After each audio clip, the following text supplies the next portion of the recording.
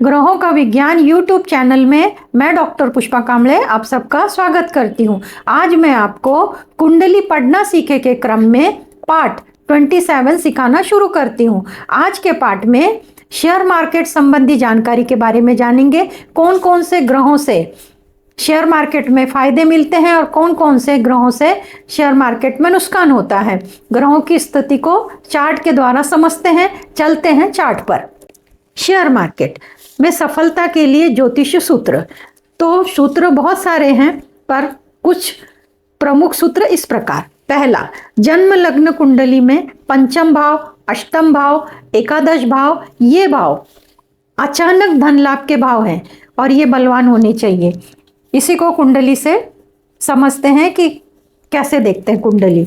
पंचम भाव, इस कुंडली का पंचम भाव, अष्टम भाव, एकादश भाव, पंचम अष्टम एकादश, इस कुंडली का पंचम अष्टम एकादश, इस कुंडली का पंचम अष्टम एकादश, ये भाव इस जातक को धन लाभ कराते हैं। ये भाव इस जातक को धन लाभ कराते हैं। ये जातक को ये भाव धन लाभ कराते हैं। तो ग्रहों से समझते हैं कि ये कुंडली है।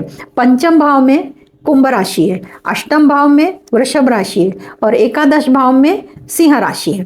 तो ये हुई राशियां और इनके स्वामी सूर्य, सिंह राशि का सूर्य, वृषभ राशि का शुक्र और कुंभ राशि का शनि, इस प्रकार इनके स्वामी हुए। अब ये भाव बलवान कैसे हैं? ये भाव बलवान होने चाहिए। तो ये बलवान कैसे है? तो पंचमेश शनि, शनि खुद की राशि में केंद्र में बैठा है, यानी कि यहाँ पे शनि बलवान है। परंतु शुक्र शनि के साथ बैठा है और केंद्र में बैठा है, तो ये भी घर बलवान है। और एकादश भाव, जिसको लाभ भाव बोलते हैं, जिसको 11वां भाव बोलते हैं, उसका स्वामी सूर्य भी उसी के साथ बैठा है केंद्र में, यानी कि ये स्थिति अच्छी है। तो ये सूत्र को ऐसे देखते हैं, धन भाव बलवान होना चाहिए। तो ये बलवान कैसा है ये बताया, ना कि इसका स्वामी यहाँ बैठा है, ना कि इसका स्वामी 12वें घर में बैठा है, ना कि इसका स्वामी 12वें में बैठा है। केंद्र और कोण में होना चाहिए। दूसरे कुंडली से देखते हैं। इसका स्वामी मंगल भाग्य भाव में बैठा है, इसका स्वामी शनि दूसरे भाव में बैठा है और एकादश भाव का स्वामी शुक्र पंचम भाव में बैठा है। यह स्थिति बहुत अच्छी, क्योंकि पंचम का संबंध है। यह स्थिति में एकादश पंचम का संबंध आ रहा है इस कुंडली में। यह इसका स्वामी गुरु है और ये दोनों घर का स्वामी गुरु है। ये धनु राशि है और ये मीन राशि, और यहाँ पे खुद बुध अपने राशि में है। तो ये भी कुंडली में ये सूत्र आधा आधा लग रहा है। आगे एक सूत्र पूरा करते हैं। दूसरा सूत्र, राहु और चंद्र, ये दो ग्रहों से शेयर मार्केट का नफा नुकसान आधारित होता है, यानी इन दो ग्रहों से फायदा नुकसान का विचार किया जाता है। तो कैसे? अब राहु और चंद्र, राहु दशम भाव में, राहु जिसको हम बोलते हैं यहाँ का कारक ग्रह हो गया, तीसरे का, छठवें का और 10वें का राहु यहाँ पे कारक है। इसमें देख लेते हैं राहु शनि के साथ है। यहाँ पे देख लेते हैं राहु 12वें घर में है। तो राहु की स्थिति और चंद्र की स्थिति अच्छी होनी चाहिए। तो पर राहु की स्थिति और चंद्र की स्थिति पंचम से संबंध नहीं बन रहा। अभी चंद्र की दृष्टि पंचम भाव पे पड़ रही है, पर राहु के पास 5वीं 7वीं 9वीं है, 5वीं 7वीं 9वीं दृष्टि है। फिर भी पंचम का जो स्वामी है शनि, उसके ऊपर राहु की दृष्टि है। आधा अधूरा सूत्र लग रहा है, परंतु पूरा नहीं लग रहा है।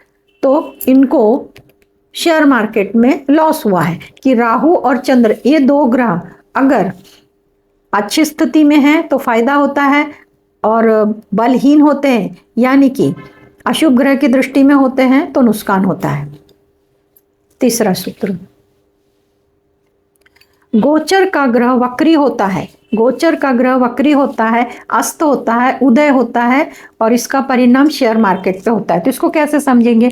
अभी ये कुंडली ले ली, अब यहाँ पर इनके पंचम स्थान में, क्योंकि शेयर मार्केट लिए पंचम स्थान, अष्टम स्थान और 11 भाव, ये तीन ही घर प्रमुख हैं। और ग्रहों में बुध ग्रह, राहु केतु और चंद्र ग्रह, बुध इनके बलवान होने चाहिए, इनमें अंश बल में भरपूर होने चाहिए, यानी कि 10 से 20 डिग्री तक होने चाहिए।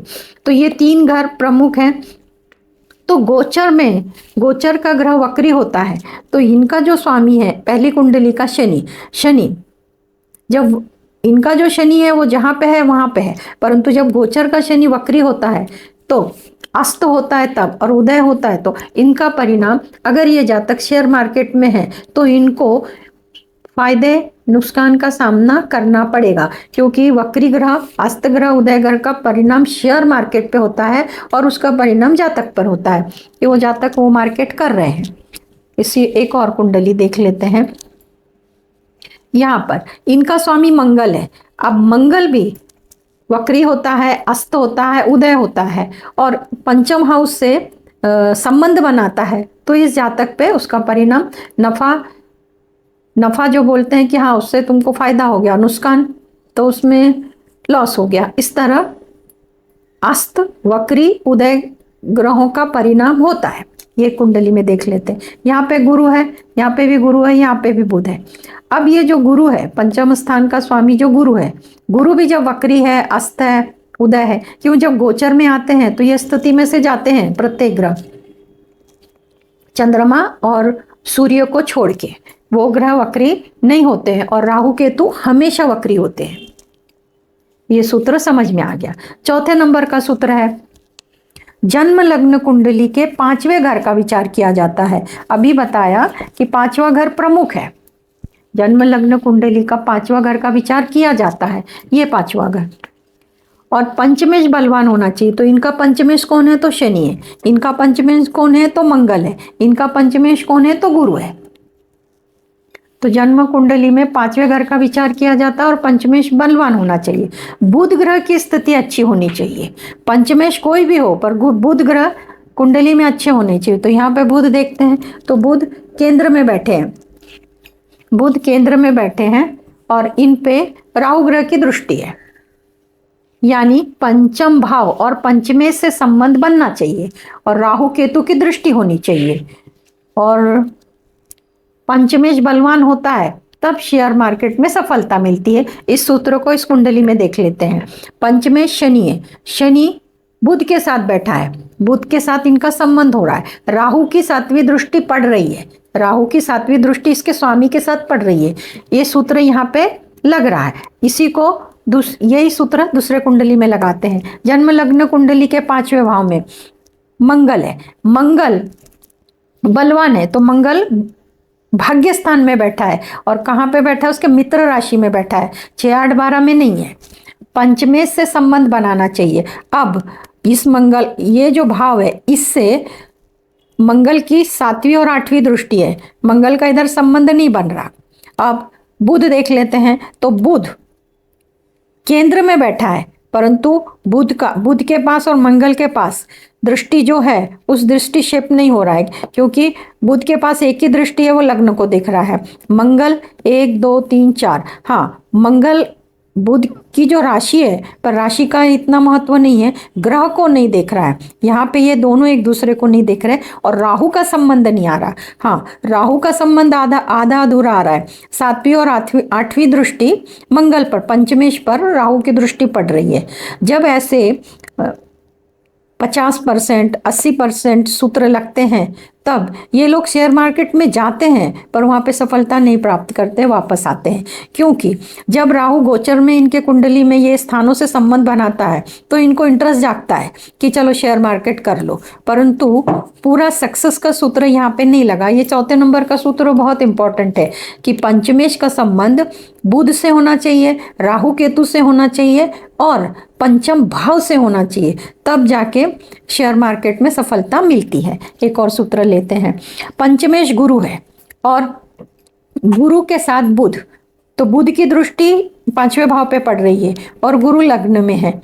गुरु लग्न में राहु केतु, तो राहु केतु की दृष्टि इस भाव पे नहीं है और इसका जो स्वामी है गुरु, इस पे भी दृष्टि नहीं है। सिर्फ आधा जो बुध ग्रह है उसकी 7वीं दृष्टि पड़ रही है और गुरु है जो केंद्र में बैठा है, परंतु कहीं से भी 5वें भाव पर राहु की दृष्टि नहीं पड़ रही है।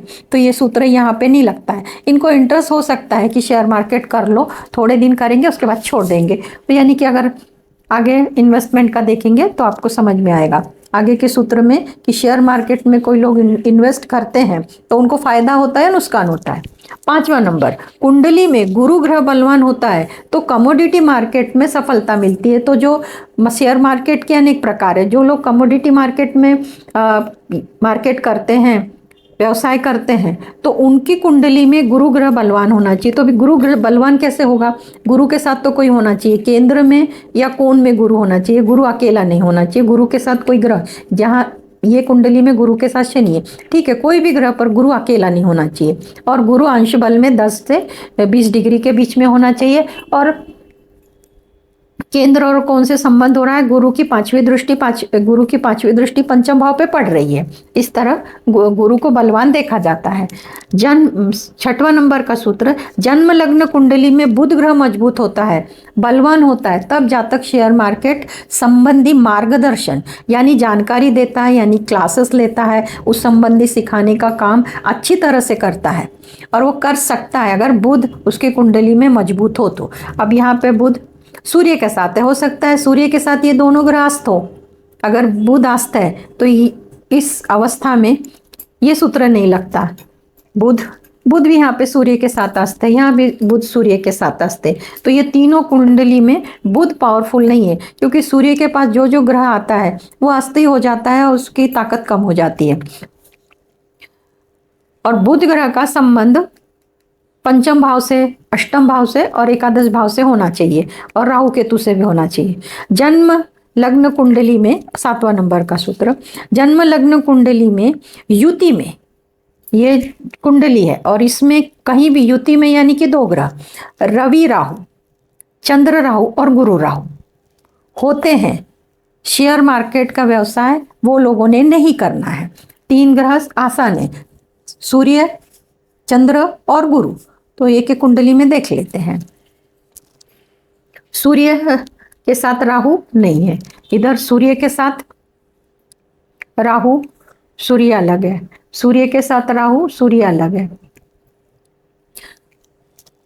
और चंद्र के साथ राहु, चंद्र के साथ इधर राहु नहीं है, इधर भी चंद्र के साथ राहु नहीं है, इधर भी चंद्र के साथ राहु नहीं। और गुरु के साथ राहु है, यहाँ पे गुरु के साथ नहीं, दृष्टि का नहीं। सूत्र ऐसा है युति में होना चाहिए। तो ये तीनों कुंडली में सूर्य राहु, जिसको रवि भी बोला जाता है, चंद्र राहु और गुरु राहु, ऐसी अगर युति कुंडली में होती है तो उस जातक ने शेयर मार्केट का व्यवसाय नहीं करना चाहिए।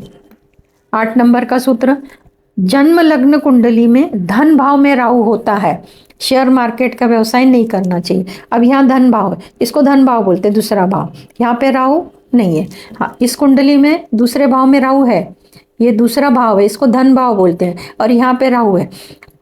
ये वाला सूत्र है। अगर ये जातक शेयर मार्केट में करता है, ये जिनकी भी है, उन्होंने आधे में शेयर मार्केट छोड़ दिया है क्योंकि उनको मालूम नहीं था, उनके 2nd हाउस में राहु है, उनको शेयर मार्केट में लॉस आया। तो राहु 2nd हाउस में होता है तो उस जातक ने शेयर मार्केट नहीं करना चाहिए, वो व्यवसाय उन्हें नहीं करना चाहिए, दूसरा बहुत सारे व्यवसाय कर सकते हैं। 9वां नंबर का सूत्र, जन्म लग्न कुंडली में चंद्र बुध बलहीन होते हैं।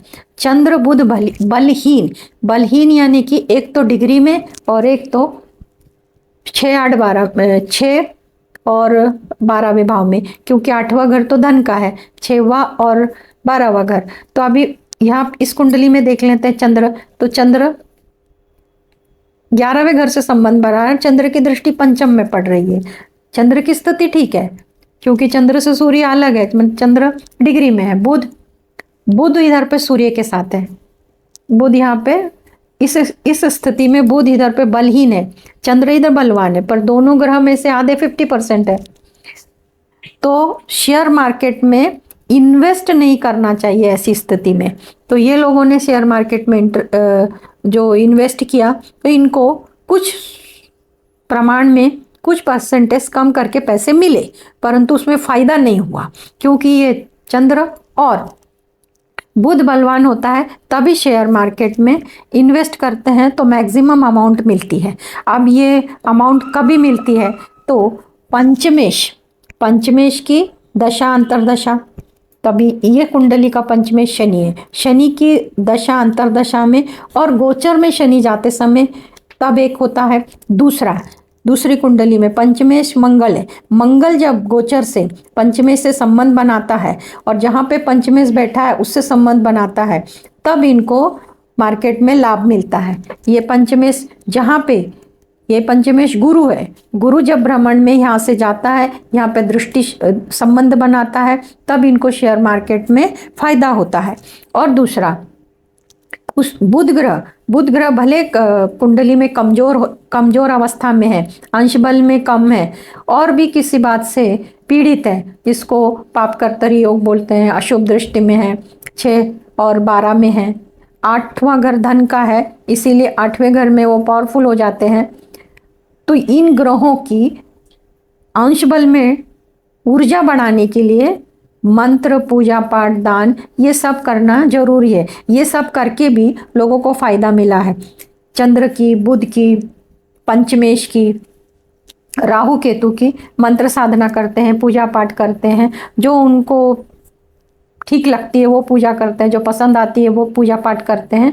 इन ग्रहों की ऊर्जा में परिवर्तन होता है और शेयर मार्केट में इनको सफलता मिलती है। इस प्रकार शेयर मार्केट के बारे में मैंने आपको बताया। शेयर मार्केट में सफलता पाने के लिए अगर आपके कुंडली में पंचमेश, अष्टमेश, एकादशेश बलहीन है, अंश बल में कमजोर हैं, ऐसी अवस्था में आपको दान, पूजा पाठ, मंत्र साधना ये सब करना होता है। तो आप राशियों के, ग्रहों की ऊर्जा बढ़ाने के लिए मंत्र साधना कर सकते हैं। तो मैंने 12 ज्योतिर्लिंग की साधना मंत्र बताए हैं, शनि अमावस्या की साधना मंत्र बताए हैं, पितृदोष की साधना मंत्र बताए हैं, रुद्राक्ष की साधना मंत्र दान बताए हैं, नक्षत्रों के स्वामी की मंत्र और दान बताए हैं, इन सब ग्रहों संबंधित वनस्पतियों की साधना और मंत्र बताए हैं। मैंने मेरा दूसरा चैनल स्वदर्शन ध्यान साधना यूट्यूब चैनल में इन सब की जानकारी विस्तार से बताई है। आप उस चैनल पर जाकर वो जानकारी प्राप्त कर सकते हैं। मैं उस चैनल का लिंक आई बटन पे देती हूँ, आप उस चैनल पे जाके जानकारी प्राप्त कर सकते हैं और अपने ग्रहों की ऊर्जा बढ़ा सकते हैं। आज की क्लास में इतना ही, धन्यवाद।